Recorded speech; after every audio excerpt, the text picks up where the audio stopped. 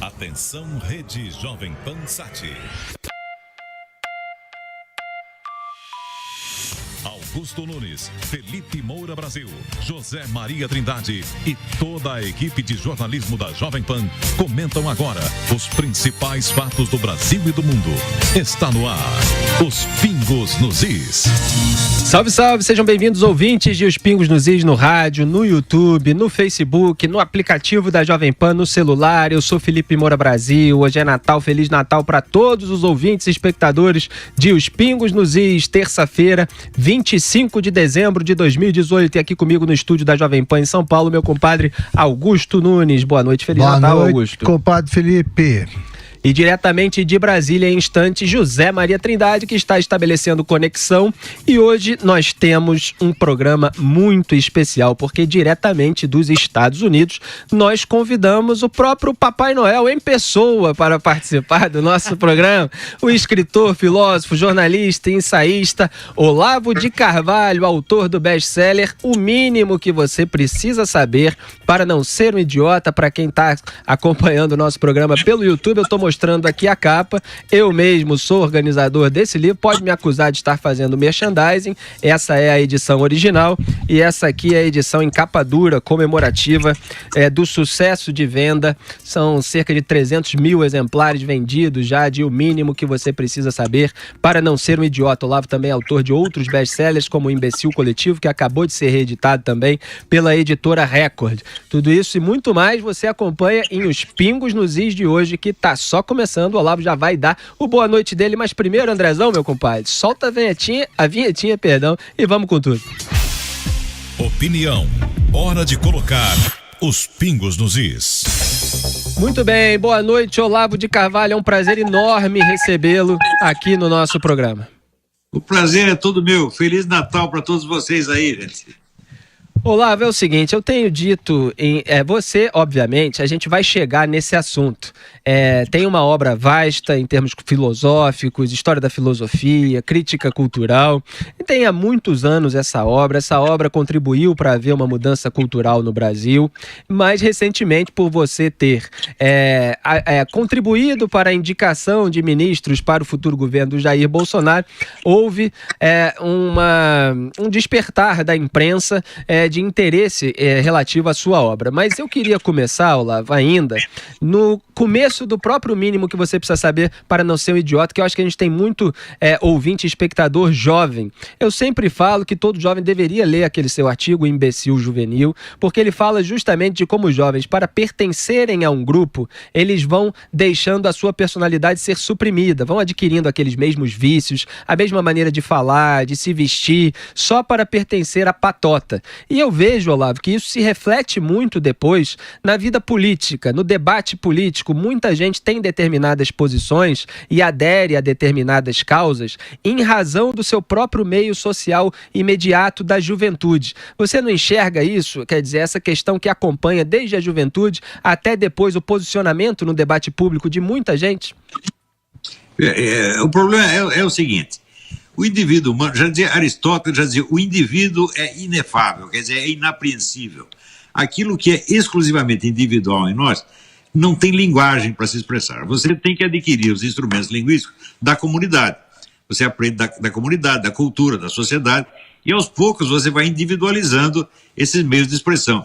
Mas no começo, a tendência é você dissolver o indivíduo no coletivo, no grupo, que é o único sistema de referências que o sujeito tem. Então ele se identifica com o grupo e ele passa a ver a si mesmo como um membro do grupo. Isso dá uma certa segurança psicológica, mas o preço disso a longo prazo pode ser muito alto, né? Exatamente. Para muitas vezes a pessoa sair daquelas ideias que a patota tem, ela precisa ter um esforço moral e psicológico muito alto, que muitas vezes as pessoas não são capazes de ter, né? Olha, muitas vezes esse processo, vamos dizer, de crescimento da consciência individual, ele é sempre doloroso, sempre problemático, sempre traumático, porque você não tem como evoluir individualmente sem você romper com aqueles mesmos instrumentos que ensinaram você a falar, tá certo? Então é uma coisa difícil mesmo, né? Tanto que poucos indivíduos chegam a isso. Em geral, a pessoa permanece no estágio do homem-massa mesmo, né? Olavo, bom, em primeiro lugar é um prazer rever aí o meu colunista da revista Época. Tivemos um ótimo convívio à distância ainda, mas foi ótimo. E você já lá mostrava quem era, né?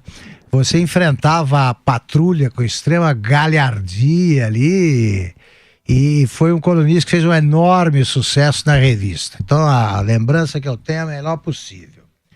Dito isso, eu queria saber se esse processo de evolução, como é que foi esse processo de evolução com você?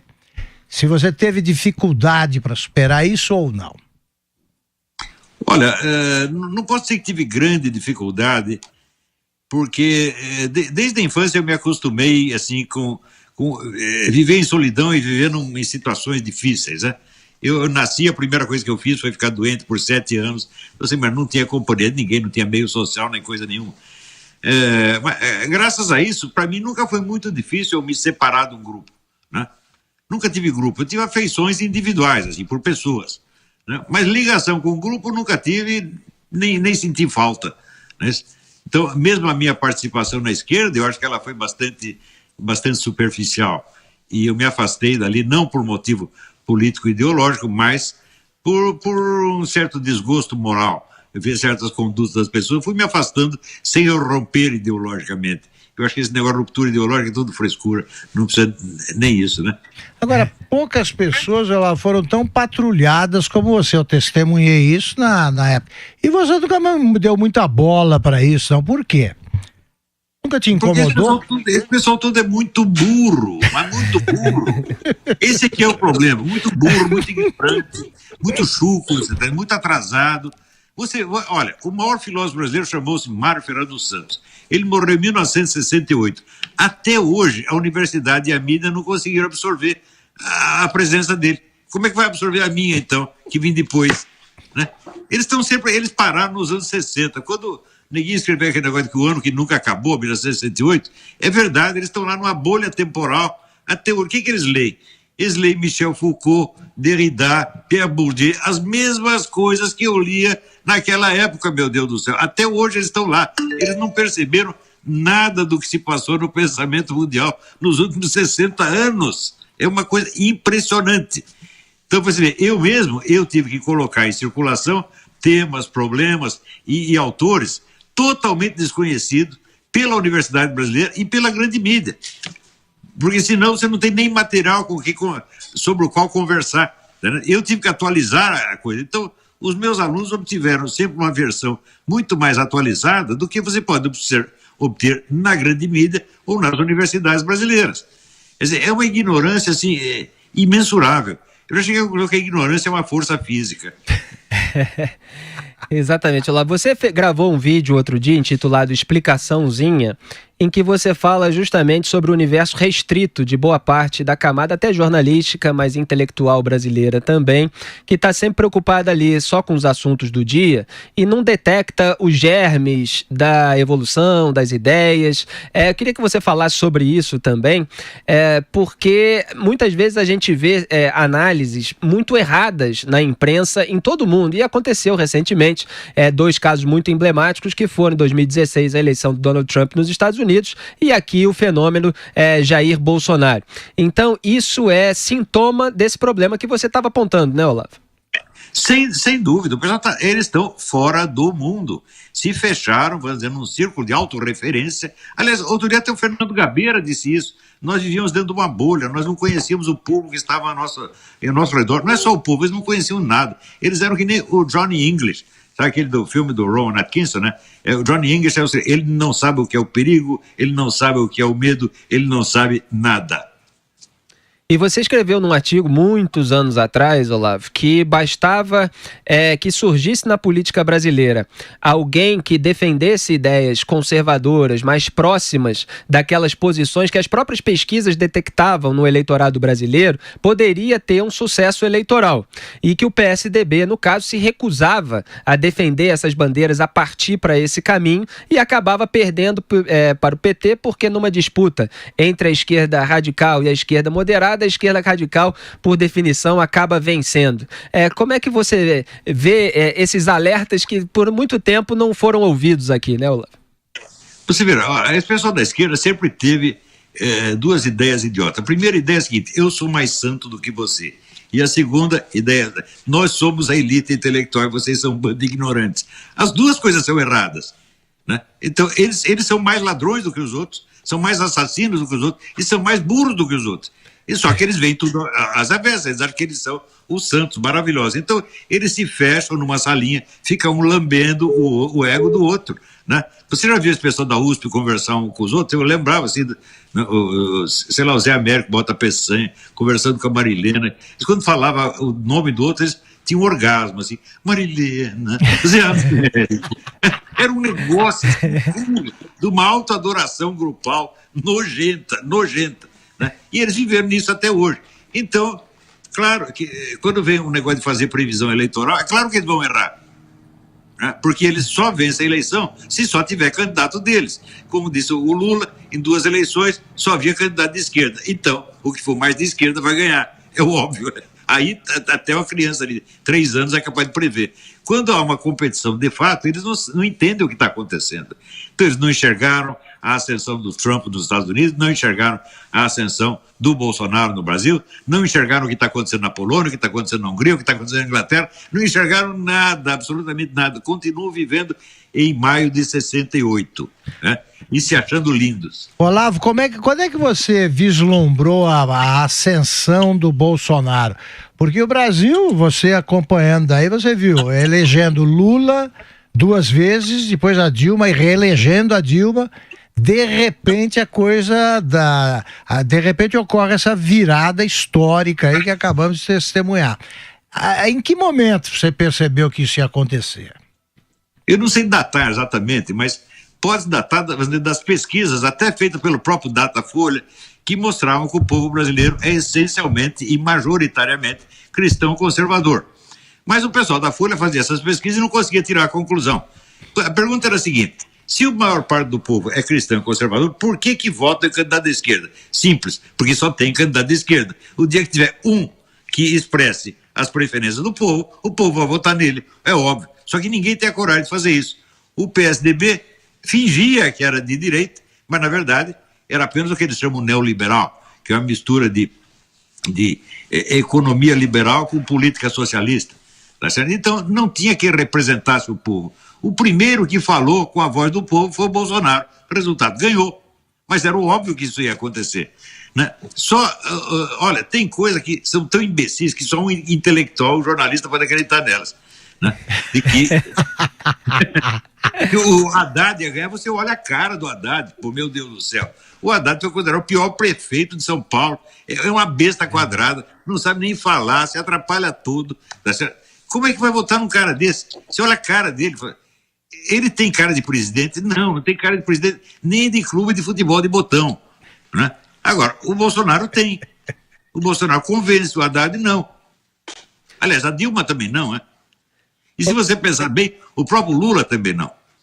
E o Fernando Henrique, Olavo? Você acha também qual é a diferença que você estabelece entre o tipo de esquerdista que ele seria e o Lula e a Dilma?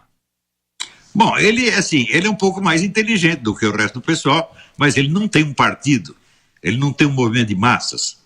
Então, ele é aquele tipo do líder, vamos dizer, tem uma liderança pessoal, acha que pode manipular a esquerda, mas não pode.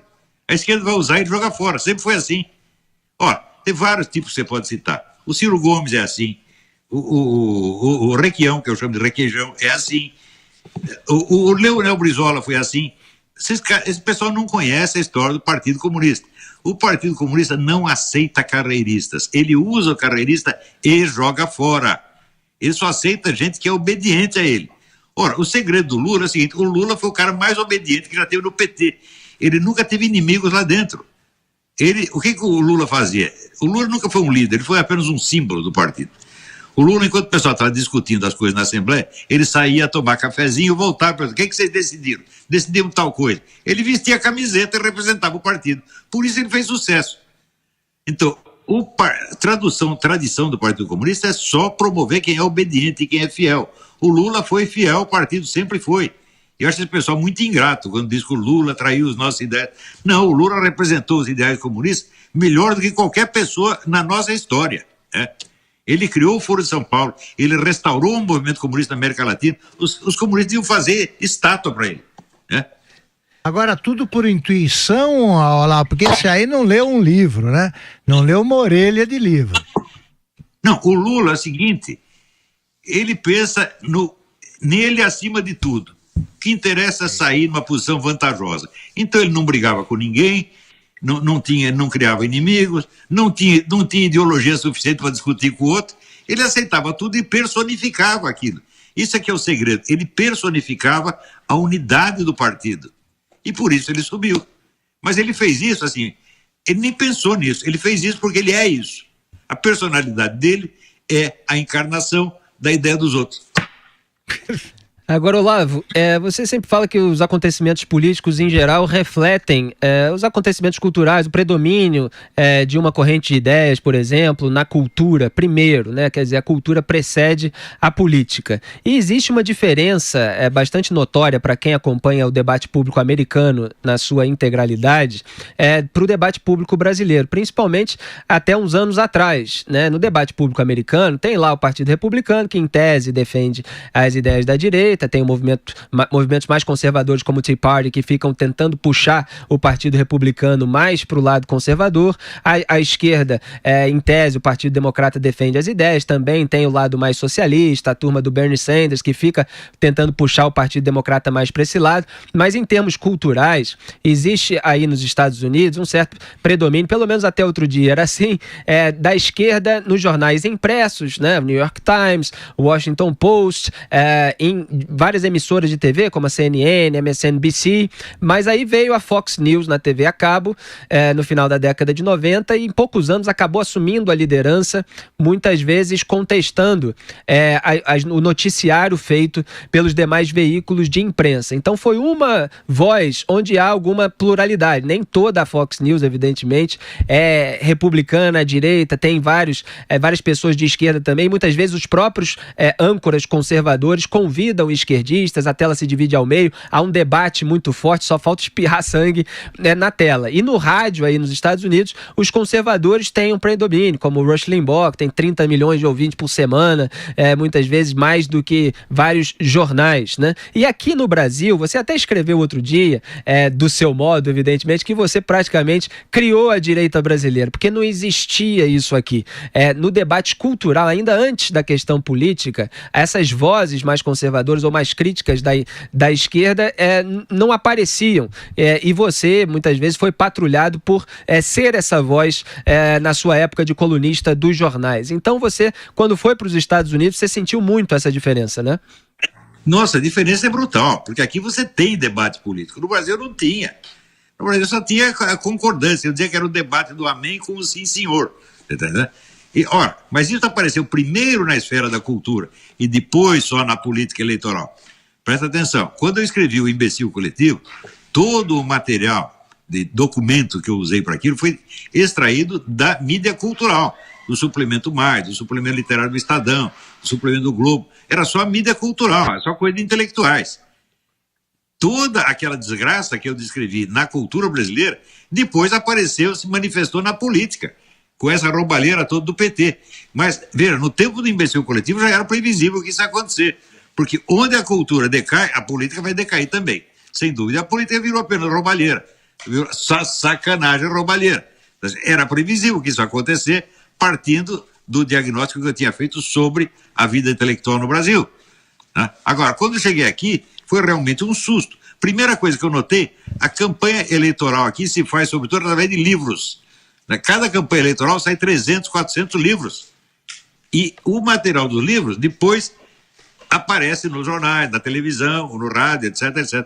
Mas as ideias aparecem em livro. No Brasil não existe isso. Quando publicam um livro, é apenas assim, um programa de governo. Né? Só isso, não tem verdadeiro debate. Né? E agora, quando a esquerda assumiu, o poder sobre as instituições culturais, aconteceu o fenômeno do imbecil coletivo. Na época eu defini o imbecil coletivo como uma coletividade de pessoas de inteligência normal ou superior que se reúnem com o propósito de imbecilizar-se umas das outras. Mas decorridos 20 anos, a imbecilização já se realizou. Então, nós saímos do imbecil coletivo para a coletividade de imbecis. Os caras se tornaram imbecis mesmo. Né? Isso foi o que eles conseguiram fazer com eles próprios. Aliás, todas as pessoas podem ver uma entrevista com o Pedro Bial entrevistando o Olavo de Carvalho em 1996, se eu não me engano, né, Olavo? Em que o Olavo fala que a esquerda estava muito forte. Isso foi anos antes de o Lula chegar ao poder. E o Pedro Bial pergunta, a esquerda está forte nesse momento, mesmo depois da queda do Muro de Berlim? E o Olavo diz que a esquerda estava forte porque ele sentia a presença na cultura, justamente por meio desses intelectuais que são abordados nos artigos de O Imbecil Coletivo. Então, o Olavo estava apontando justamente que a esquerda teria um predomínio na política por consequência disso, né, Olavo? Já havia sido criado o Foro de São Paulo? Já havia sido criado há 6 anos. Se foi em 96, era 6 anos, porque foi em 1990. Durante um tempão, o Olavo falou sozinho sobre o Foro de São Paulo, né? Queria que falasse sobre isso, queria te ouvir sobre isso. Diga lá, Olavo. Olha, o mérito da descoberta do Foro de São Paulo, fora do Foro de São Paulo, pertence a um amigo meu já falecido, o advogado paulista Zé Carlos Graça Wagner. Ele que me deu a dica, ele tinha um quarto cheio de documentos sobre o Foro de São Paulo, ele me franqueou acesso a esse negócio. Eu não pude tirar proveito imediatamente, porque eu estava partindo para a viagem para a Romênia, voltei 1 ano e meio depois e tive acesso a vários desses documentos, não todos até hoje, mas já era o suficiente. Né? Então, pelo que estava acontecendo na esfera cultural, dava para prever o que ia acontecer na esfera política, por um motivo muito simples. Nenhuma ideia aparece em primeiro lugar na esfera pública, nos jornais, na campanha eleitoral. Não, todas aparecem primeiro em pequenos círculos de intelectuais. Então é ali que você tem que dirigir o seu olhar para saber o que vai acontecer.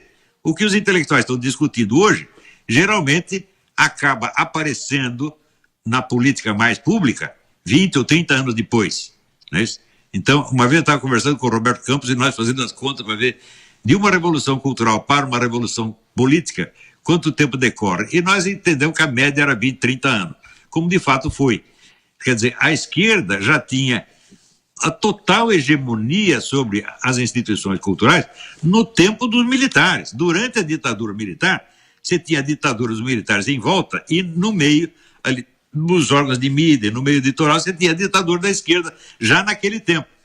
Então, era só uma questão de passar o tempo e eles chegariam ao poder inevitavelmente. Porém, a mídia toda, vamos dizer, a classe jornalística já estava infestada de comunistas desde a década de 60. E não era interesse dessa gente revelar o Foro de São Paulo. Então eles mantiveram o Foro de São Paulo em segredo durante 16 anos. Ou não falavam nada ou negavam que existisse. Chegou ao ponto, vamos dizer, a negação não era só no Brasil, não. Aqui nos Estados Unidos, no Council on Foreign Relations, o especialista, entre aspas, de América Latina, Kenneth Maxwell, negou que existisse o Foro de São Paulo. Ele disse, não, isso é invenção de um maluco lá do Rio de Janeiro, que era eu. Né? Ele e o Felipe D'Alencastro, que era colunista da Veja e professor de História do Brasil na Sorbonne. Veja você, né? Quanto mais sobe na hierarquia intelectual, mais burro fica. José Maria Trindade, tá me ouvindo, Zé? Quer fazer a pergunta aí para o professor Olavo? Diga lá. Ah, sim, com prazer. Muito boa noite, professor. Professor, é o seguinte, o senhor trata muito essa questão de ideologia, compaixão. Quando a racionalidade descobre a ideologia e por que o Brasil, de repente, se viu de liberal e se viu de direita? Em primeiro lugar, Feliz Natal aí, Zé Maria, tudo de bom para você. Obrigado pela pergunta. O Brasil nunca teve, vamos dizer, um debate político franco. Teve um pouco, acho que durante o governo Juscelino Kubitschek. Juscelino Kubitschek era um homem bom, deixava todo mundo falar o que queria. Foi só ali, mas é uma coisa muito breve, está entendendo? O Brasil sempre viveu de ditadura em ditadura, de golpe de Estado em golpe de Estado. Nós nunca tivemos democracia, para dizer a verdade, e hoje não temos, porque se você vê que 60%, 70% da população é cristã e conservador, mas você não tem um partido conservador, não tem uma rádio conservadora, não tem um jornal conservador, não tem uma universidade conservadora, então significa que a maioria está sem representação.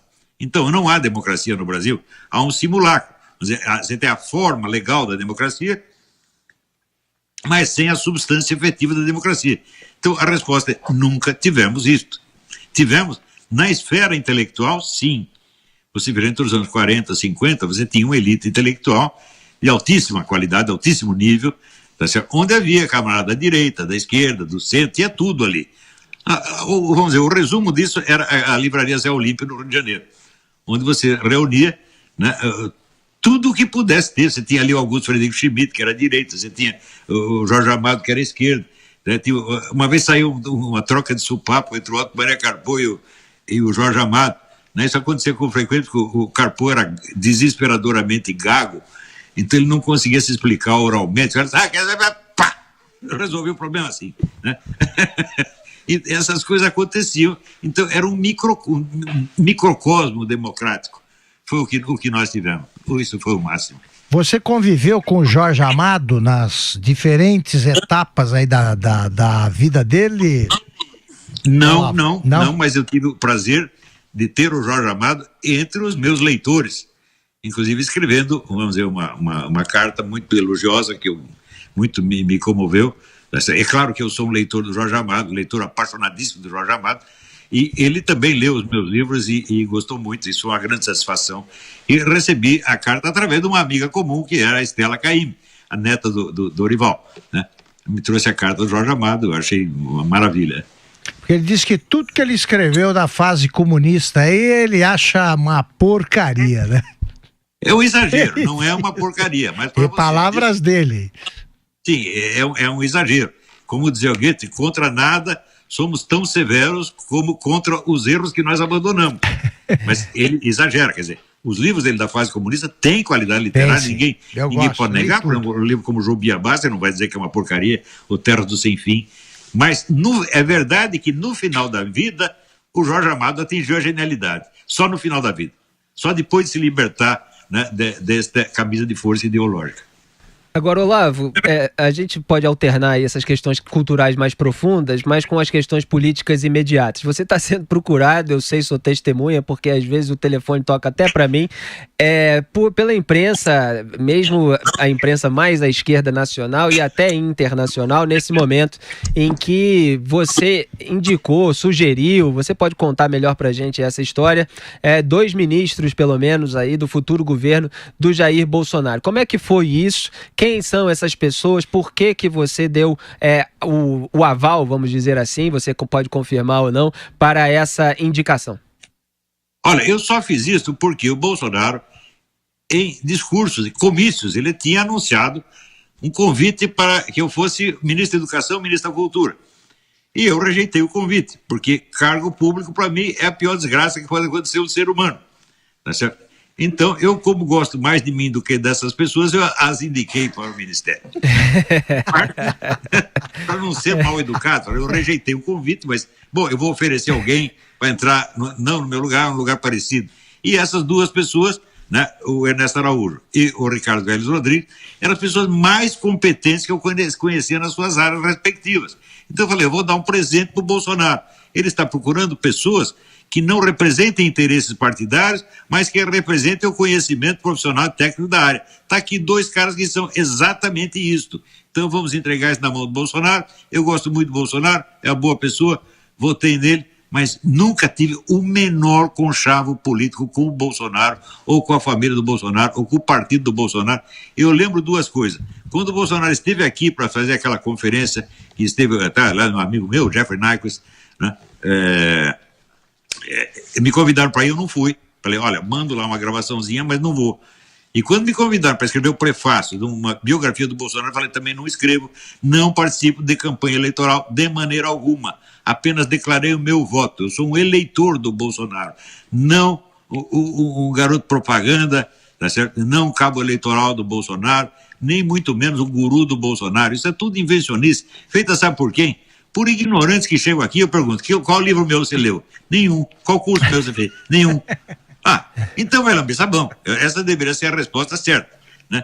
Mas, olha, desse pessoal que me entrevistou, só vocês leram alguma coisa e a menina do Jornal do Comércio do Recife, que se chama Jennifer Tales, né? Só vocês é que estão defendendo a honra do jornalismo. O resto é um bando de ignorante que inventa coisa. Mas invencionice pueril. E, primeiro lugar, assim, é tanta invencionice que não dá para responder. É impossível, não dá nem para processar os caras. É gente demais. Tá certo? Então, é a imbecilidade que tenta vencer pelo número. Nós vamos inventar umas fofocas do cara, mas vai ser tanta fofoca que ele não vai poder responder. Quer dizer, mas isso é truque de criança, pô. Eu me lembro do tempo que meu filho Pedro, meu filho, ele começou a lutar artes marciais muito cedinho, né? Ele, quando subiu no tatame, ele se descobriu, falou, esse é o meu mundo. Então ele sempre foi muito bom nesse negócio. O que os meninos faziam? Juntavam em 10 para bater nele, pô. Né? Porque tinha um por um, ninguém podia. Eles estão fazendo a mesma coisa comigo. Olavo, o Ricardo Vélez Rodrigues não era conhecido aqui pela maior parte da imprensa. O que você poderia falar para a gente especificamente dele? E o que você acha que é possível fazer no Ministério da Educação, pela educação desse país, você que é um educador? Você verá, o Ricardo Vélez Rodrigues é o sujeito que no mundo mais conhece o pensamento brasileiro. Porque o brasileiro não se interessa pelo pensamento brasileiro. As duas pessoas que eu vi se interessar realmente por isso e fazer algo pela difusão do pensamento brasileiro foram o Ricardo Vélez e o meu falecido professor, padre Stanislau Laduzans, que era um estoniano que ele chegou no Brasil. A primeira coisa que ele fez foi procurar todos os filósofos brasileiros, reunir a bibliografia brasileira e ler tudo, né? Só esses fizeram isso, o resto não quer saber. O resto tem assim, eles têm invejinha, têm despeito, aparece um sujeito de talento, né? Os medíocres todos viram as costas e tampam o nariz, empinam o narizinho para falar do cara. É o que aconteceu com o Mário Ferreira, que é um gênio assombroso, né? A universidade e a mídia sempre o ignoraram. Então, o Ricardo Vélez, ele conhece o pensamento brasileiro, por isso ele entende o Brasil melhor que os outros, tá entendendo? E o que nós precisávamos no Ministério da Educação é exatamente isto, um camarada que entendesse o Brasil. Nós não precisamos um técnico em educação. Era isso que nós precisávamos realmente de um filósofo, alguém que entende o problema em toda a sua magnitude. Entende a educação brasileira do ponto de vista socioantropológico. Isso ele entende realmente. E tenho certeza que ele vai fazer um grande trabalho. Ele vai concentrar os seus esforços na alfabetização, que esse é o problema maior. Porque o investimento maciço que se faz em educação no Brasil é 100% inútil. Por quê? Se você não alfabetiza as pessoas, tudo que você ensina depois entra por um ouvido e sai pelo outro. Nós sabemos que os nossos alunos do ensino secundário tiram sistematicamente os últimos lugares nos testes internacionais. Também sabemos que as universidades diplomam anualmente 50% de analfabetos funcionais. Ou seja, as escolas estão contribuindo apenas para a difusão da ignorância e da incompetência. Agora, você é capaz de imaginar as consequências sociais, econômicas, que tem esses 50% de analfabetos funcionais ocupando altos postos? Os caras são médicos, são juízes, são advogados, são delegados de polícia. Nada vai funcionar nesse país se nós não consertarmos isso. Então, a culpa disso é o método socioconstrutivista que foi introduzido no Brasil pela esquerda, Paulo Freire e outros, privilegiando então tipos como Emília Ferreira, Vygotsky, etc., todo um bando de loucos, tá certo? Que tem concepções erradas a respeito da educação. Hoje está provado que esse método socioconstrutivista não apenas imbeciliza os alunos, mas causa até lesão cerebral. E todos os alunos estão sendo submetidos a isso. E ainda tem gente com cara de pau suficiente para pedir mais verba, mais salário para os professores. Olha, eu não pagaria nada para os caras fazerem o que eles estão fazendo. Esse é um horror. Muito claro, o professor também não tem culpa, porque ele próprio foi vítima disso. Ele também já foi analfabetizado por esse método. Então, eu acho que o Ricardo Vélez Rodrigues, ele entende. O problema aqui, em primeiro lugar, é alfabetizar as pessoas. Eu não sei como ele vai fazer isso, mas eu botei lá um aluno meu para ajudá-lo, que é o Carlos Nadalim, que tem o melhor método de alfabetização do mundo, invenção de brasileiro. Como é que então, é? Basta adotar isso aí na escola, você vai ver. Como é que é, Olavo? Começa a aparecer gênios na nossa escola. Como é que é esse método, Olavo? Assim, resumidamente, qual é o segredo dele? São adaptações que ele fez do bom e velho método silábico. Tira esse absurdo de querer que, vamos dizer, primeiro, que a criança aprenda por si, né? Então, o método socioconstrutivista retira a função do professor. Você só tem o sujeito conhecedor, que é o aluno, e o objeto, que é o mundo. Você solta um na frente do outro e diz, se vira. Isso é claro que não funciona. Não existe aprendizado sem a mediação. E essa mediação tem que ensinar pelo velho método silábico. Por quê? Porque já dizia Dante, a gramática é a construção material da língua. Tá certo? Então, se você não sabe todos os fonemas, todas as letras, etc., você nunca vai ser nada. Tá certo? Então, você vê, por que os chineses, os meninos chineses, são os melhores alunos de qualquer lugar do mundo que eles vão? Por quê? Porque, por jeito de falar chinês, ele primeiro tem que decorar 5.000 caracteres, senão ele não fala. Né? Então, essa atividade, memória, é fundamental nos primeiros anos. Agora o pessoal não pode ter decoreba. Mas se é decoreba, eles não têm sobre o que pensar, meu Deus do céu. Né? Então fica pensando no vazio. E o pessoal se acostuma com isso, vicia nisso, vicia em não entender. Então o sujeito não entende, ele diz apenas o que ele sente, o que se passa na imaginação dele, e acredita que aquilo é o mundo. Então, assim, formou uma legião de imbecis. Então temos que voltar atrás, vamos ensinar as pessoas os fonemas, um por um, até elas aprenderem, e depois eles começam a aprender outra coisa. Você vê os meus netinhos aqui, o Jack, ele faz um curso, está com 4 anos, faz um curso, chama-se Classical Conversation. Ele decora assim, todas as capitais dos países do mundo, todos os presidentes dos Estados Unidos, a lista dos papas, a sucessão dos impérios, ele tem tudo isso na memória. Ele aos 4 anos tem mais cultura que qualquer professor universitário do Brasil. É isso que precisa fazer. Então, no começo, assim, preencher a memória. Leibniz foi o homem mais inteligente do Ocidente. Ele disse o seguinte: o sujeito que tivesse visto mais figurinhas seria o mais culto de todos. José Maria Trindade, sua pergunta aí para o Olavo de Carvalho.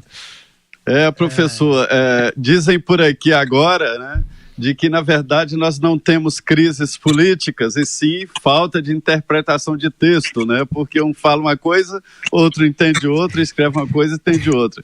Por outro lado, o senhor tem razão, o próprio IPEA já mostrou que não precisa mais de investimentos, e sim gestão na educação.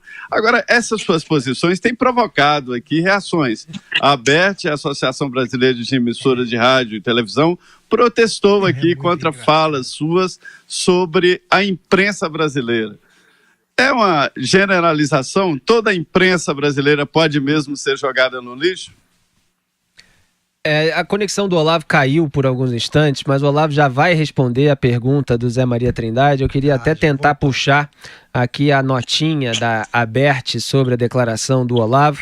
Olavo, você escutou aí a pergunta do Zé Maria Trindade sobre a nota de repúdio da Associação Brasileira de Emissoras de Rádio e Televisão, que considerou preocupante, eu encontrei aqui a nota, a declaração do Olavo, de que os jornalistas são os maiores inimigos do povo, seja nos Estados Unidos ou no Brasil.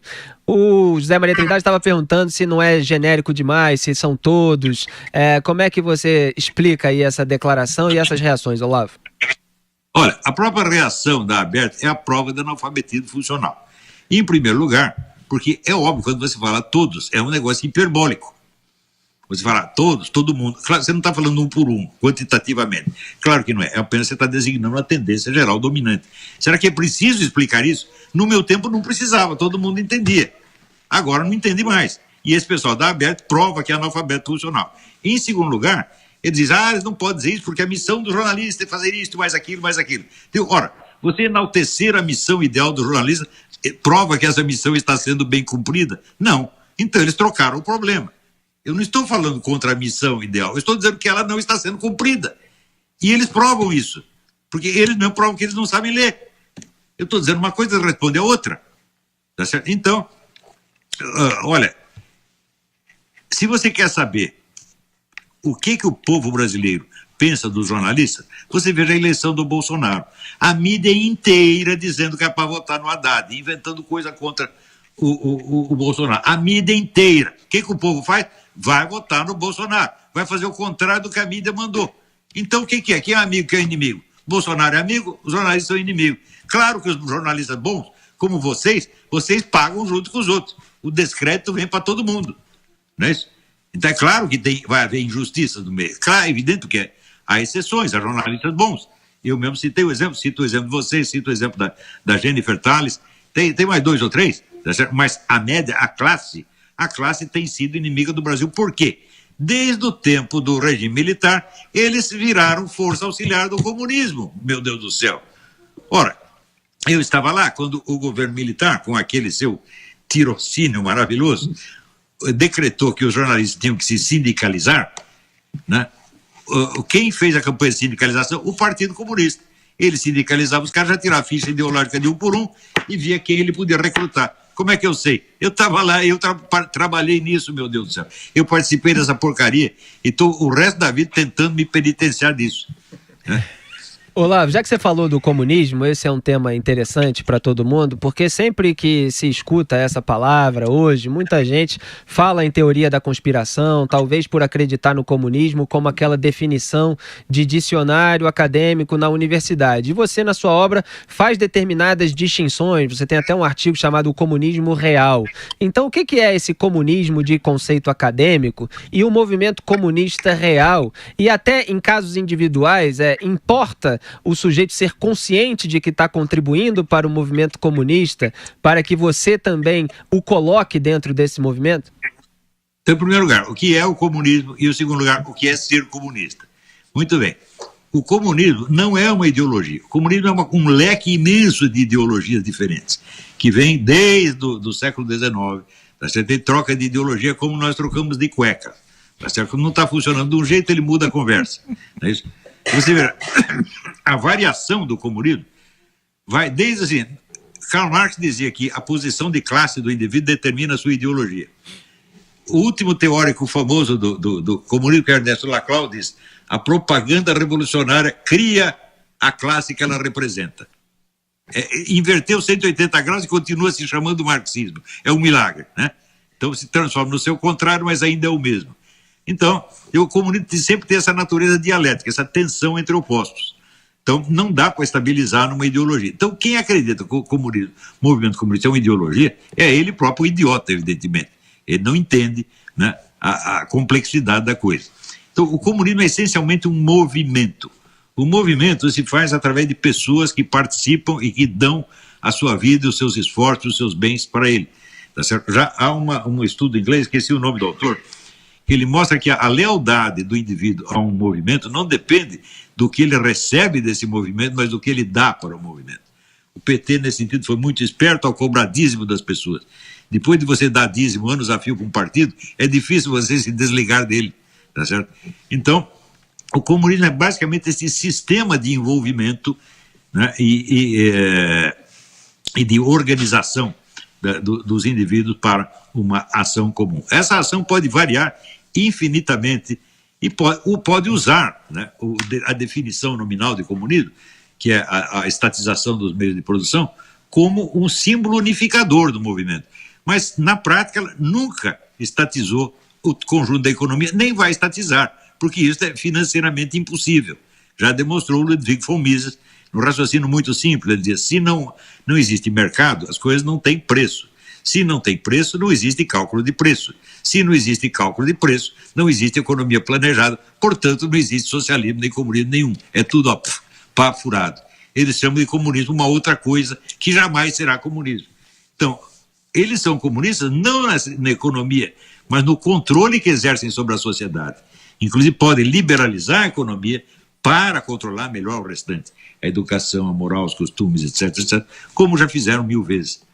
Isso se manifesta também, esse fenômeno, Olavo, se manifesta na Europa, não é uma coisa dos primitivos aqui do nosso continente? Não, na Europa tem a mesma coisa. Também? Mas você vê um movimento que muda de ideologia, muda de conversa, pelo menos de 10 em 10 anos, o poder de envolvimento dele é monstruoso, porque ele dá sempre um sentido de unidade e participação a pessoas que pensam exatamente o oposto. Por exemplo, a esquerda junta, né, as feministas radicais com os machistas islâmicos. E eles se dão muito bem, porque não há coerência ideológica, não há nem pode haver. Quer dizer, a incoerência ideológica faz parte da natureza do movimento. Ele tem a sua unidade num símbolo, que é a estatização dos meios de produção, no símbolo do inimigo, quer dizer, o ódio ao inimigo comum, tá certo? E só isso aí. Então, o que é ser comunista? Não é você ter uma ideologia, claro que não. Também não é você aderir conscientemente a tudo isso, porque ninguém pode aderir conscientemente a tudo isso, é impossível. Então, é um senso de participação e de colaboração. O comunista é um colaboracionista, acima de tudo. Ele colabora com esse movimento, mesmo que ele não entenda nada. Olha, houve até um exemplo incrível contado pelo escritor, acho que ele é chileno, Roberto Ampuero, e ele conta de um chefe de polícia, da polícia política cubana, cujo apelido era Charco de Sangre, tanta gente que ele matou. Este cara não entendia uma linha de marxismo-leninismo e nem queria saber. E, no entanto, ele era a força e o esteio do regime. Então, o envolvimento ideológico é mínimo. O que há é um envolvimento psicológico e funcional. Então, nesse sentido, o Lula, claro que ele não entende nada de marxismo, mas olha, o envolvimento funcional dele foi tão profundo que ele foi o reorganizador, ele é o cara que revivificou o movimento comunista na América Latina. Como é que você vai dizer que o cara que faz isso não é comunista? É impossível, é? Você diz, por exemplo, Olavo, só para completar esse raciocínio e abrir aqui o microfone para o José Maria Trindade, o financiamento, por exemplo, de ditaduras como da Venezuela e Cuba, por meio de financiamentos do BNDES. Isso foi uma maneira também que o governo do Lula, o governo do PT, usou para alimentar regimes que são, pelo menos, encaminhados ao comunismo, né? Isso, veja, essa era a função do PT no governo, salvar o comunismo na América Latina. Não só reorganizando e dando um novo sentido de unidade, que eles fizeram com o Foro de São Paulo, mas também realimentando com o dinheiro os governos falidos. Então é por isso que eu digo, os comunistas deviam fazer um monumento para o Lula. Mas acontece, o Lula saiu sujo, agora eles fazem de conta, esse cara eu não conheço, não. Até o Haddad parou de visitar o Lula na prisão. Mas é de uma hipocrisia monstruosa, mas a hipocrisia também faz parte disso. Quer dizer, o comunismo é uma incoerência viva.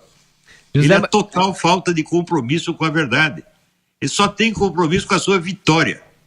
Isso sim. Fala, Zé. Recentemente eu falei com um deputado do PPS, né, o Partido Popular Socialista, que vai fazer uma nova reforma e tirar o nome socialismo da sigla, né? É um antigo partidão, o PCB, que entrou naquela onda da perestroika e tal e fez a sua reforma. Hoje é um partido que não se considera de esquerda e vai agora tirar o socialismo do nome, né? Os partidos brasileiros todos têm essa história de colocar lá socialismo e democráticos na sigla e pronto. E me impressiona, professor, o senhor falou aqui no início da fala sobre partidos que no Brasil não assumem essa posição liberal. E me impressiona muito São Paulo, que nunca teve um partido liberal forte. Me disseram que era por conta do Maluf, que liderava o liberalismo em São Paulo. É isso mesmo, como essa relação, um Estado industrializado, né, e que tinha ideias esquerdistas e não era o Estado mais liberal, como era de se esperar, né? Olha, o Maluf nunca foi nem liberal, nem conservador, nem esquerdista. Ele é eminentemente malufista. Isso a gente não pode duvidar. Ele nunca teve ideologia nenhuma. Ele escorregava entre as várias posições ideológicas conforme a exigência do momento. Tá certo? Mas o Lula também é assim, com a diferença de que, na prática, não na ideologia, o Lula era fiel ao movimento. E o Maluf era fiel apenas a si mesmo. Mas por isso o Lula sobreviveu um pouco mais do que o Maluf, mas só um pouco também. Olavo, você até estava escrevendo recentemente nas redes sociais e você já comenta a respeito disso há muito tempo, tem a ver com o que a gente estava falando no bloco anterior sobre o comunismo, do caso da China, em que você fala que não necessariamente abrindo mercados, se tornando uma economia mais liberal, você tira do caminho a ditadura. Como é que é essa relação? Você vê, no tempo do Clinton, o pessoal discutia. Nós devemos investir na China. A China é uma ditadura feroz, está matando pessoas, torturando, etc. É uma imoralidade. Mas daí vinham os sábios liberais e diziam, não, mas liberalizando a economia vai liberalizar o regime. É claro que isso é falso. É claro que isso é falso. Porque você pode liberalizar o regime para salvá-lo economicamente. O próprio Lenin fez isso. Quando o socialismo não estava funcionando, ele cria a NEP, a nova política econômica, que cria, vamos dizer, restaura a propriedade privada. E o negócio começa a andar. Depois vem o Stalin e fecha tudo de novo. Quer dizer, você cria uma base econômica melhor para ter uma ditadura mais eficiente. Quer dizer, uma coisa não tem nada a ver com a outra. Quer dizer, da onde tirar a ideia de que a economia determina a política? Ora, a economia é a coisa mais volátil do universo. Você pode mudar a situação econômica de um país em 24 horas. Você pega lá, o Jorge Soros dá uma entrevista, no dia seguinte, um país vai à falência. Muda a economia em 24 horas. As coisas, o que determina o curso da realidade são os fatores mais estáveis. A cultura, os hábitos arraigados, a linguagem. É aí que tem que procurar o futuro e, sobretudo, a atividade das lideranças intelectuais em primeiro lugar. Ora, para você criar uma nova fórmula para um país, leva 40, 50 anos, meu Deus do céu. Então, isso é um fator de grande peso. A economia, não. A economia é uma bolha de sabão, evidentemente, é. Agora, Olavo, curiosidade pessoal, por que você prefere ver o Brasil de uma distância medida em milhares de quilômetros? O país fica mais bonito de longe? Não? Olha, tem dois motivos. O primeiro motivo é que me ofereceram um emprego aqui e era uma oferta irrecusável. Né? Foi no Diário do Comércio, da Associação Comercial, me contratou para ser correspondência aqui, com a condição de que eu tivesse liberdade de escrever. Claro que eles esperavam sempre um comentário político, evidentemente, mas você tem muita liberdade para escrever. Então foi um emprego maravilhoso. E foi isso que me trouxe para cá. Né? E depois eu fiquei com preguiça de voltar. Eu fiquei mal acostumado. Depois de eu passar uns 10 anos aqui, até comentava, né, que com a minha mulher, falou, pô, isso aqui há tanto tempo, ninguém nunca me humilhou, ninguém nunca me bateu, ninguém nunca falou mal de mim, ninguém nunca me deu um pontapé no traseiro, eu estou ficando traumatizado de ser bem tratado. Porque o americano é de uma gentileza que no Brasil de hoje é inimaginável. O americano, qualquer porcaria que você faz, ele chega, I'm so proud of you. Eles querem o seu sucesso. O americano é bom de coração, o americano tem amor ao próximo. O Brasil precisa aprender isso. O Brasil é a política do caranguejo no balde, está entendendo? O caranguejo quer sair, o outro puxa a perna dele. Não pode. É isso que nós temos que mudar no Brasil. Antes de mudar a política, nós temos que mudar esta cultura. Nós temos que aprender o amor ao próximo. O segredo da prosperidade americana é só esse. Eles se ajudam uns aos outros e tudo vai para frente. Agora, se cada um sacaneia o próximo, vai todo mundo para baixo. É uma coisa tão simples. E você acha, Olavo, até com base no capítulo pobreza, de um mínimo que você precisa saber para não ser um idiota, que esses programas de transferência de renda, por exemplo, acabam afetando a solidariedade natural humana? Quando os pagadores de impostos já têm que dar muito dinheiro para esses programas, eles deixam de ter uma iniciativa própria? Você acha que isso tem alguma relação? Não é bem isso, o meu raciocínio não é esse. É o seguinte... Não, eu tô perguntando, eu sei que não é. Tem a campanha, não dê esmola, colabore com a campanha, tal. Eu digo, olha, eu dou dinheiro para a campanha, você tem que pagar a conta de telefone da campanha, tem que pagar o aluguel do escritório, tem que pagar os funcionários, no fim sobra lá 2% pro pobrezinho. Agora, se eu dou a esmola direto, ele pega o dinheiro, 100% do dinheiro e vai fazer o que ele quiser, pode comprar comida, pode comprar uma pinga, pode comprar uma maconha se ele quiser, o dinheiro é dele, pô. Né? Então é uma questão de respeito ao próximo. E aqui nos Estados Unidos, a maior parte da população presta trabalho voluntário, rapaz. Os caras vão em hospital, vão em creche, vão em orfanato, tá certo? Vão ajudar as pessoas, os mendiguinhos que estão na rua. Eles se dedicam a isso de corpo e alma, não ganham um tostão. O país inteiro fazendo isso. Você imagina a diferença que esse negócio faz. E não precisa pagar para ninguém fazer. Eles estão fazendo de graça, né? Então, trabalho voluntário aqui é uma coisa assim, é a coisa mais comum. Não há quem não faça. Também não há quem não contribua quando as pessoas pedem. É uma coisa impressionante. Né? Legal. O Brasil precisa aprender isso. Nós temos que ter amor ao próximo e temos que ajudar as pessoas diretamente. Para que passar pelo governo, para você dar 99% do dinheiro vai para o governo e 1% vai para o coitadinho? Você fala no artigo que um mendigo na rua, por exemplo, pedindo uma esmola, ele não é um problema administrativo, né? O cidadão está ali de frente, de fato, com uma pessoa... Claro que não. Então as pessoas têm que, em primeiro lugar, aprender a respeitar o pobre como um ser humano, meu Deus do céu. Ele não é um problema social. Ele é o sujeito que está numa situação na qual você pode estar amanhã.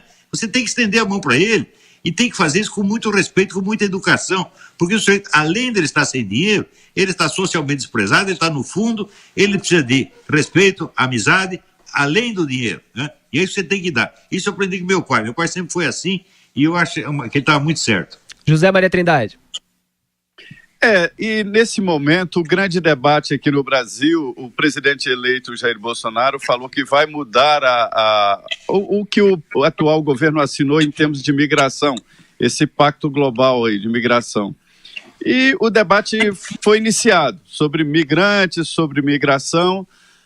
Como é, professor, que o senhor está vendo exatamente nesse momento este fluxo migratório internacional? Migrar hoje é bom, por exemplo? Será que o Brasil não tem um número suficiente de pobres para a gente cuidar? Ainda precisa importar mais alguns? Mas só um louco faz um negócio desse. Temos que cuidar dos nossos pobres primeiro. Se a coisa melhorar muito e ainda tiver lugar para mais alguns, então serão bem-vindos. Mas agora não, pelo amor de Deus, vamos parar com essa palhaçada, né? O que deve ser feito, por exemplo, no caso dos refugiados venezuelanos, Olavo? Aí é um problema, porque metade deles é espião. Metade deles é agente venezuelano. Não dá para você selecionar um por um. Então bloqueia tudo, não entra mais ninguém. Até segunda ordem. Tem que ajudar a Venezuela, ajuda de outra maneira. Mas agora não podemos, por quê? Porque os russos estão lá. E se a gente for ajudar os venezuelanos, nós arrumamos uma briga com os russos que são mais fortes que nós. Você vê como são essas coisas, né? A Rússia mudou, abandonou o comunismo. Ela abandonou o comunismo porque ela ia falir. Ela não podia continuar. Então, admite um pouco de capitalismo, mas continua com a mesma política comunista. Mesma coisa, mesma tirania de sempre, né? E agora ajudando a implantar o comunismo em tudo quanto é lugar. Então, olha, conversa de comunismo não é para acreditar nunca. Pois é, Olavo, comunista honesto é quadrado redondo, gente, não existe. Isso que você diz me chamou a atenção para uma figura que para mim é muito intrigante, que é o Gorbachev. O Gorbachev, ele contribuiu para o fim do comunismo, né? Não importa o que ele quisesse, objetivamente ele acabou com aquele negócio. Por que ele se deu tão mal? Ele é odiado por todos os lados, ninguém gosta do Gorbachev. Como é que você vê o papel do Gorbachev nessa dissolução da União Soviética? O Gorbachev é o homem que fez as contas e disse, não dá mais, pô. É muito simples, né? Mas ele não fez uma conta diferente daquela que o Lenin tinha feito em 1917. Falou, não vai dar para continuar por esse caminho, nós temos que mudar.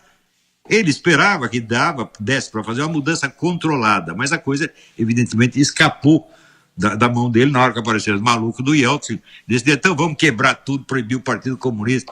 Bom, depois veio o Putin para restaurar um pouco, tá certo, da tirania soviética sob outros pretextos. O pretexto de hoje é uma nova ideologia que eles chamam de eurasiano, inventada pelo Alexander Dugin, que é uma mistura de comunismo, nazismo, fascismo italiano e islamismo. Tudo misturado, tá certo? É uma porcaria de ideologia também, mas é a 40ª vez que eles mudam de ideologia, grande porcaria, tá certo? Agora, Olavo, o Donald Trump, presidente atual dos Estados Unidos, foi muito demonizado na corrida eleitoral, como aconteceu de modo parecido aqui com Jair Bolsonaro, foi chamado de nazista, de Hitler, disso tudo. E pegando a onda aí da pergunta de José Maria Trindade também sobre migração, foi um tema bastante explorado durante a campanha dele, e ele prometeu a construção do muro. Isso foi um tema bastante polêmico também, e muitas vezes a gente vê na imprensa a retirada daquele termo ilegal, né, como se ele estivesse embarreirando a entrada de todos os imigrantes e não dos imigrantes ilegais. Mas até o momento não houve a construção de um muro por toda a fronteira dos Estados Unidos com o México, por exemplo, e a própria colunista conservadora Ann Coulter, outro dia eu estava lendo um artigo dela, que foi uma das maiores entusiastas da candidatura do Donald Trump, está decepcionada com a falta de construção do muro. Como é que anda esse impasse aí nos Estados Unidos e como é que você enxerga isso? Olha, eu não acho que a estratégia do Trump seja uma perfeição. Desde o início, a minha análise era o seguinte, se ele entrar lá e não quebrar as pernas dos inimigos primeiros, ele não vai conseguir fazer nada. Então, preciso pensar bem, o que ele fez contra Hillary? Nada. O que ele fez contra Obama? Nada. O que ele fez com os democratas? Nada. Ele está tentando resolver os problemas econômicos e administrativos primeiro, para tratar os inimigos depois. Mas isso é impossível. Se você está cercado de inimigos, eles estão atirando em você, isso é hora de você pensar no orçamento doméstico, ou pensar no cardápio de amanhã? Não é. Então, eu não sei por que ele fez isso, mas acho que foi mal aconselhado, né? Por isso o pessoal acha que o Steve Bannon é um gênio da estratégia. Eu não acho, não. Ele é uma boa pessoa, tal, mas, olha, é meio deficiente, né? Mas ele vai se reeleger. Eu não estou aqui para ficar dando conselho para o Trump, né? Mas você acha assim, vendo aí, você está mais próximo da situação, do quadro, né, americano, ele vai se reeleger com facilidade ou pode ter problemas? Olha, do ponto de vista econômico, ele fez milagres. Também acho. Do ponto de vista econômico, ele é um excelente presidente. Mas é o mesmo problema dos nossos milicos, né? Os milicos, em economia, eles eram muito bons, mas em política deixavam a desejar. O Trump está fazendo a mesma coisa. Eu ainda continuo achando, se ele não der um jeito de quebrar, né, esse pessoal infiltrado no governo, tá certo? E de denunciar e punir os grandes inimigos, ele não vai conseguir fazer nada. Ele conseguiu a taxa de desemprego nos Estados Unidos, né? Foi reduzida, é a menor hoje, em 49 ele é um bom anos. presidente desse ponto de vista. Oi? Ele está realmente levantando a economia americana. Sim. Como ele prometeu. Não consegue fazer mais, por quê? Porque tem boi na linha, você está entendendo? Muito boi na linha demais. José Maria Trindade. Olha, eu não estou tendo um retorno bom aqui, Felipe, mas quanto à qualidade do som, mas eu queria perguntar ao professor sobre a gestão Jair Bolsonaro. O senhor acha que ela será totalmente liberal, mais ou menos liberal, ou haverá uma adaptação aqui no Brasil para a realidade atual e um futuro governo? Olha, uma coisa que me parece óbvia com relação ao Bolsonaro é o seguinte: ele não é um cara doutrinário, ele não é um cara ideológico, ele não tem ideologia nenhuma. Ele é um sujeito pragmático, ele vai misturar as coisas conforme a conveniência do momento, o que me parece ser a coisa mais sábia a ser feita no momento. Então, por exemplo, você combinar uma política liberal com a cota de protecionismo indispensável. Isso aí é a forma do sucesso desde o tempo do Abraham Lincoln. O Abraham Lincoln já dizia, sem as nossas leis protecionistas, nós vamos para o buraco. E é a verdade. Uma coisa é a liberdade econômica interna. Outra coisa é o livre comércio internacional. Sabe quem era o maior defensor do livre comércio internacional no século XIX? Karl Marx. Porque sem o livre comércio não poderia haver a expansão da mentalidade revolucionária, do movimento revolucionário. Entre outros motivos. Então, o livre comércio não é essa beleza que muitos liberais imaginam. O livre comércio é um instrumento de controle internacional das nações. São aspectos mutuamente contraditórios que existem dentro da política e que a gente sempre tem que levar em conta. Então, essa mistura, por exemplo, ele convida um liberal para ser, o ministro da Economia e, ao mesmo tempo, tem posturas nitidamente patrióticas e nacionalistas do outro. Eu acho que essa mistura é boa. Eu, se eu estivesse no lugar dele, faria a mesma coisa, mas note bem, eu não gosto de ficar dando receita para governo. Eu gosto de examinar pontos específicos, tá entendendo? A gente falou do Ricardo Vélez, Olavo, mas acabou não falando especificamente do Ernesto Araújo. O que você espera dele? Bom, em primeiro lugar, a posição do Brasil no cenário internacional é muito difícil. Por quê? Nós estamos sujeitos a pressões de organismos internacionais e de megas fortunas, contra as quais nós podemos fazer muito pouco, mas alguma coisa nós temos que fazer. Então nós temos que ver uma maneira inteligente de deslizar entre essas pressões, né, sem ceder tudo e ao mesmo tempo sem provocar hostilidade, porque se a Rússia ou a China fica brava com nós estamos lascados. Né? Não vai esperar que venha os Estados Unidos nos defender, não vai não. Né? Então tem que ser muito hábil, não pode ser doutrinário aí. Tá? Aí você pode ter a sua doutrina no seu coração, mas nos atos você tem que ser pragmático e muito esperto. Agora, Olavo, eu acho que o Ernesto é capaz disso aí. Como é que você vê, ele foi favorável à retirada do convite que havia sido feito aí para que comparecesse após o Bolsonaro os presidentes os ditadores de Cuba e da Venezuela. Como é que você vê esse gesto? É bom fazer isso? Eu acho ótimo. Esses caras não podem ser admitidos em nenhum ambiente decente. Né? Não pode. São bandidos. Não é para convidar, não. Né? Ele não pode dar moleza para esses caras, não. Aí mais até acrescento aí um dado esquecido e que é fundamental, é o seguinte: faz 3 anos que Cuba retirou a embaixadora do Brasil, não substituiu, e também não formaliza a aceitação do embaixador brasileiro indicado em Cuba. Olha, fora o fim do negócio dos mais médicos, que foi um negócio unilateral, que é para criar problema mesmo, né? O governo Lula é inteiramente subserviente a Cuba. Certo? Eles eram contra o Brasil, a favor de Cuba. A gente precisa deixar isso muito claro. Eles nada fizeram pelo Brasil, fizeram tudo a favor de Cuba e da Venezuela. E do comunismo internacional. Ora, é preciso desconhecer, vamos dizer, totalmente um comunista para acreditar que pode haver um grão de patriotismo no coração dele. O patriotismo esquerdista, sabe o que é? Foi o seguinte, eu vou explicar para você, vai demorar um pouco, mas Fica à vontade. Vai nessa, vai Por nessa. volta de 1910, houve na esquerda italiana, houve um debate muito interessante sobre se a classe social, o proletariado, poderia ser o protagonista da revolução. E alguns teóricos, que depois viriam a ser os líderes do fascismo, disseram não, porque não existe proletariado internacional. Se você é proletário aqui, você sai do seu país, você não é proletário mais, você é um lumpen-proletário, você é um mendigo no exterior. Então, só existe proletariado nacional. Mas a nação, enquanto tal, ela pode representar esse protagonismo revolucionário na escala internacional. Então, a briga não pode ser entre proletários e burgueses, mas, na expressão deles, entre nações proletárias e nações burguesas. Quem assimilou essa ideia mais tarde? Stalin. E transformou isso na política do movimento comunista internacional. Então apareceram comunismos com conversa nacionalista. Inclusive a tradição do Partido Comunista Brasileiro é essa. Nós precisamos unir a burguesia nacional com o proletariado para resistir ao imperialismo. O que era isso? A velha política fascista. Nações proletárias contra nações burguesas. Tá certo? Então, todos os socialismos que existem no mundo não passam de versões atrasadas de uma ideia fascista.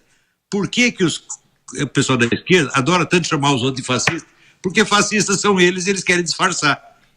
Não há política socialista, só há economia socialista, só há economia fascista, meu Deus do céu. Ou liberal, não tem outro, tá certo? Então, os partidos comunistas do mundo inteiro, com a ideia terceiro-mundista do Stalin, todos aderiram, copiaram a política fascista, atrasada e maquiada, para fazer de conta que não era. E aproveita, chama o outro de fascista, naquela velha norma, né? Acuse-os do que você faz, xingue-os do que você é. Agora, Olavo, uma das principais razões do Bolsonaro ter sido eleito foi a bandeira da segurança pública. Ele soube falar de uma maneira muito popular e acessível ao cidadão comum, da preferência dele pelos cidadãos de bem do que pelos bandidos, e mostrando que ele queria botar bandido na cadeia. Então a população compreendeu muito bem esse recado, população que é, obviamente, vítima diária de criminosos em todos os níveis no Brasil, inclusive na própria política. E você tem muitos artigos, desde Bandidos e Letrados, que se eu não me engano é de 1994, que fala do tratamento que a esquerda brasileira, pelo menos nessas últimas décadas, deu à bandidagem, e como isso começou na camada intelectual também, com essa glamorização do bandido e esse vitimismo. Queria que você falasse sobre isso também. Você vê, o pessoal da escola de Frankfurt, que aliás não acreditava muito em militância, ele só acreditava em falar mal das coisas, eles propuseram que a classe revolucionária não podia ser mais o proletariado tinha que ser vendido para a burguesia. Estava todo mundo gordo, bem alimentado, não queria mais fazer revolução. Então, propuseram preencher a função de classe revolucionária com o lumpenproletariado. O que é lumpenproletariado? Bandido, prostituta, drogado, maluco, etc, etc. Ora, isso aí pegou no Brasil, pegou mais no Brasil do que em qualquer lugar do mundo. Se você pega o livro do Haddad, o Haddad publicou no 150 anos do Manifesto Comunista, ele diz: vou reescrever o Manifesto Comunista. Então a proposta dele é isso: vamos botar aqui o lumpenproletariado, vamos nos aliar ao lumpenproletariado para fazer a revolução. Então, isto não é assim uma moda, isto é um programa político inspirado na escola de Frankfurt. Só que acontece o seguinte: esses idiotas brasileiros que copiaram a escola de Frankfurt esquecem o seguinte: o pessoal da escola de Frankfurt não acreditava em militância, não acreditava em praxis, não acreditava em nada. Eles acreditavam em falar mal de tudo. E eles nunca assumiram nenhuma responsabilidade num movimento comunista efetivo. Eles só davam palpite, né, universitário. Ora, então como é que você vai se guiar na política por caras que não tem nada a ver com a sua política? Que são um bando de intelectuais loucos, só tem ideia de jirico, né? Você vê, esses caras eram tão loucos, quando eles chegaram nos Estados Unidos, exilados, eles vieram corridos da Alemanha, saíram correndo porque os caras queriam matar eles da Alemanha.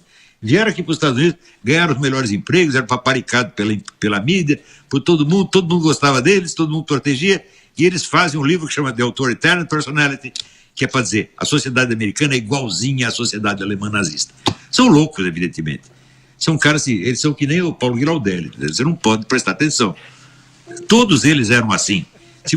Claro que eram pessoas de grande talento, mas não quer dizer que não fossem doidinhos da cabeça, né? Agora, a esquerda mundial adaptou isso mais ou menos, mas no Brasil, vamos dizer, assimilaram isso de coração. Então, assim, veja esse caso da Marielle. Por que a Marielle é divinizada? Porque estava no meio dos bandidos. Se não estivesse, fosse uma pessoa comum, honesta, ninguém ia ligar. Mas matar um bandido, fere profundamente o coração deles, né? Olavo, voltando até para os temas mais profundos, culturais e até da juventude, a gente sempre vê um desinteresse no Brasil pelo conhecimento, um desinteresse até pela leitura, uma necessidade mais de se ter prazeres imediatos do que você exercer certas atividades cujo resultado e o benefício você só vai obter a longo prazo. Qual é o problema? Você tem textos sobre isso, sobre o desejo de conhecimento. Você tem aquele texto que eu gosto muito, Vocações e Equívocos, sobre a tragédia vocacional brasileira, o brasileiro não encontrar um chamado, quer dizer, um sentido da vida, como dizia o psiquiatra Viktor Frankl. Então, quais são desses fatores, o que impede as pessoas no Brasil, de um modo geral, a sair em busca de mais conhecimento que possa ter benefícios práticos para a própria vida dela? Olha, a ideia do sentido da vida, ou de um melhoramento da personalidade humana, só pode surgir em certas circunstâncias favoráveis. Se você ver a formação da sociedade brasileira, no século XIX, metade da população brasileira já era escravo. O que é escravo? Esse sujeito estava andando lá na África, caçando leão, catando coco, de repente dava uma pancada na cabeça e ele acordava na América. O nego dava uma inchada para ele dizer, cava um buraco aí. Ele dizia, por quê? Não interessa, cala a boca, burro. Tá. Então, é uma vida totalmente sem perspectiva. Então, que sentido da vida podia ter você na condição de escravo? Nada. E esses foram os pais da nação brasileira, os pais do povo brasileiro. E o povo brasileiro, então, se acostumou a viver uma vida sem sentido e se conformar apenas às exigências materiais da situação e buscar também um alívio que só pode ser material. Então, vamos dizer, é uma vida miserável, não necessariamente do ponto de vista econômico, porque a vida dos escravos não era tão ruim assim deste ponto de vista. Os escravos, às vezes, eram mais bem alimentados do que o cidadão de hoje. Uma vez entrevistaram até era um brasileiro mais velho, que tinha 110 anos, que tinha sido escravo. Ele perguntou, no tempo da escravidão era ruim? Ele falou, não, era muito melhor. Então, por quê? Tinha fartura, a gente tinha um monte de comida. Então, o problema não era a miséria econômica, mas a miséria existencial, a falta de sentido de uma existência. Como é que o escravo ia fazer um plano de vida, meu Deus do céu? O cara media a situação e falou, olha, eu estou aqui, eu sou escravo, o que é que eu vou ser o resto da minha vida? Um escravo. Nunca vou sair disso. Tá certo? E se eu conseguir sair um pouco disso, os caras ainda vão me desprezar mais ainda, vão cuspir na minha cara. Por quê? Porque se eu subo intelectualmente, eles me desprezam porque eu fiquei melhor do que os filhinhos de papai, o filho de papai vai cuspir em mim. Como cuspir no Cruz de Souza, cuspir no Machado de Assis, cuspir no Leão Barreto. Que são os caras que conseguiram se elevar intelectualmente e espiritualmente a partir de uma condição inferior, mas continuaram sendo desprezados pelos invejosos que vinham da camada de cima. Já os caras de cima também estavam acostumados com uma vida sem sentido, por quê? Tudo que eles queriam na vida era uma sinecura, né? É mais facilidade. Então, a vida brasileira foi aviltada desde o início e continua assim. Então nós temos esse fenômeno do desprezo pelo conhecimento e o amor aos símbolos exteriores do conhecimento. Diplomas, cargos, honrarias, professor doutor, professor emérito, etc. Quando você vai ver uma besta quadrada, não sabe nada. Né? Agora, para compensar, no Brasil existe gênios, uma pleiade de gênios que o establishment despreza e nem toma conhecimento, como Mário Ferreira dos Santos, acabei de dar esse exemplo. E entre políticos, existe algum, da história política brasileira, você admira algum personagem, Olavo? Olha, mais ou menos o Joaquim Nabuco. Joaquim Nabuco. Mais ou menos. Não, olha, como dizia o Gilberto Amado, o Brasil está repleto de pedaços de grandes homens.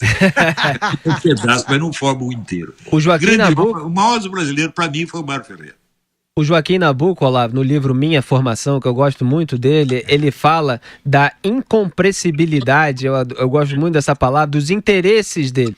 Ele falava que ele não se interessava tanto pela política pequena, partidária, porque ele tinha interesses que iam muito além disso. Isso já é uma diferença de personalidade dele em relação aos demais políticos que a gente vê principalmente hoje, né? Você vê, ele era um homem, de fato, tinha interesse superior, interesse de ordem intelectual, espiritual. Por isto mesmo, ele foi o líder da campanha abolicionista e, ao mesmo tempo, era o líder do Partido Conservador.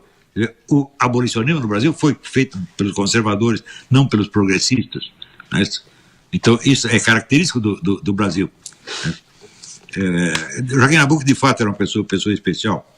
Ora, o Rui Barbosa também era uma pessoa especial, mas só como escritor, como político era um desastre. Suas considerações finais, sua última bola aí para levantar para o Olavo e o seu boa noite. Pois é, isso aí, gente. Muito obrigado, coragem, foi muito bom. Eu queria só perguntar, porque professor, o senhor explicou muito bem aqui a diferença entre a liberalidade da economia num país e o mercado internacional. E a impressão que eu tenho é que, quando se refere ao mercado internacional, a tendência é mesmo de proteção e de fechamento. É isso mesmo? Precisa equilibrar uma coisa com outra.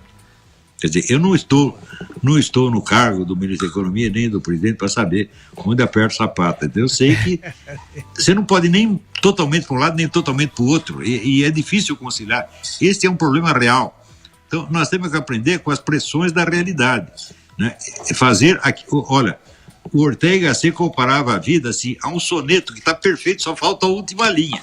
O que nós podemos fazer é completar o negócio de maneira que combine com o resto. Nós recebemos o problema pronto, né? Mas nós temos que ajeitar o finalzinho para ver a solução menos pior. Isso é o máximo que dá para fazer. Esse é o Olavo de Carvalho.